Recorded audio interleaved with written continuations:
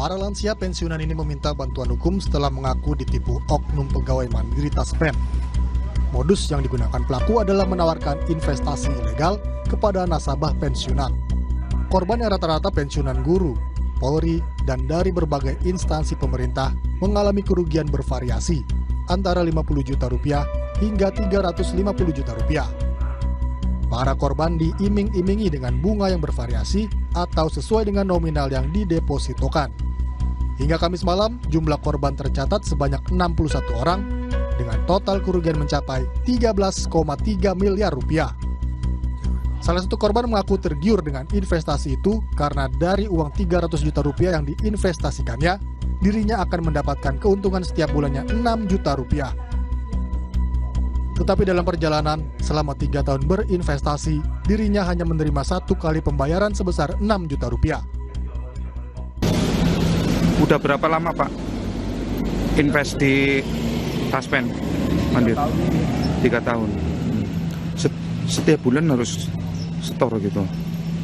Dipotong gaji. Dipotong gaji ya. Cicilannya Pak? Cicilannya 4.300.000. Dipotong gaji itu. Padahal gaji Bapak berapa Pak? 4.850. Berarti sisa 500.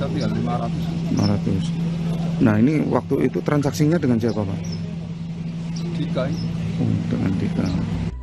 Pihak Bank Mandiri Purwokerto menegaskan jika terduga pelaku sudah diberhentikan dengan tidak hormat per 1 Mei 2026 atau sejak ditemukannya bukti kesalahan, yaitu memalsukan dokumen milik Bank Mandiri untuk melakukan penipuan kepada para nasabahnya.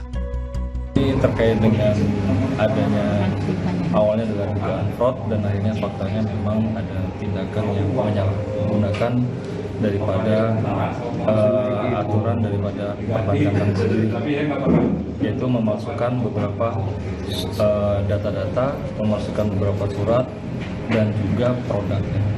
Utamanya adalah produk. Yang produknya tidak ada di Bank Mandiri Taspen, dia jual menggunakan kredit Bank Mandiri Taspen seperti itu. Dan kami dari Bank Mandiri Taspen cukup empati dan prihatin kepada nasabah-nasabah.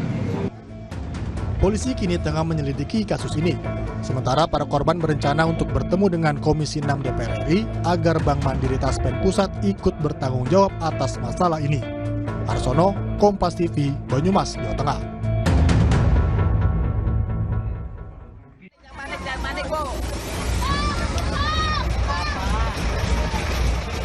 Kepanikan melanda penumpang kapal motor Dwi Putri yang sedang menuju Pulau Tidung, Kepulauan Seribu. Kapal yang bertolak dari Pelabuhan Rawasaban, Tangerang, Banten mengalami kebocoran lambung. Akibatnya kapal yang membawa wisatawan terombang-ambing di perairan Pulau Lancang. Tugas gabungan yang menerima laporan langsung mendatangi lokasi dan mengevakuasi 35 penumpang dengan kapal lain ke pelabuhan terdekat.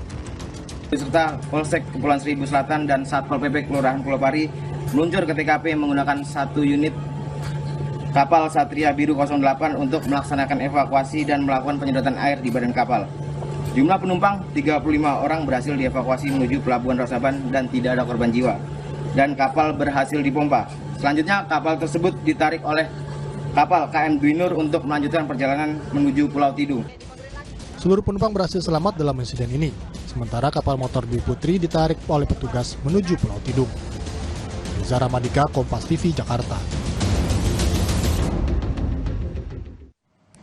Usai jeda, saudara, kami kembali dengan informasi, diantaranya penyidik KPK menyita aset milik ex-wakil Menteri IMI Pak Silmi Karim, berupa motor hingga mobil mewah dari kediamannya.